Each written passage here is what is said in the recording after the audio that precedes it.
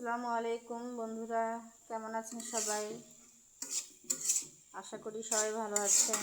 আলহামদুলিল্লাহ, আমিও ভালো আছি। আজকে আমি রান্না করছি বৈথার শাক। এখন নতুন নতুন বৈথার শাক খেতে বেশ মজাদার লাগবে। এই কারণে আজকে আমি বৈথার শাক রান্না করলাম।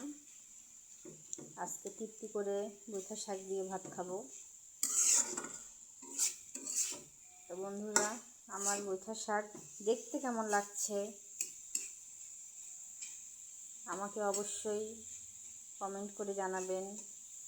আমার রান্না কেমন হয়, আপনাদের কাছে কেমন লাগে। তো বন্ধুরা, সবাই ভালো থাকেন, সুস্থ থাকেন। আমার ভিডিওটি আপনারা সবাই দেখবেন। সবাইকে অসংখ্য অসংখ্য ধন্যবাদ। আসসালামু আলাইকুম।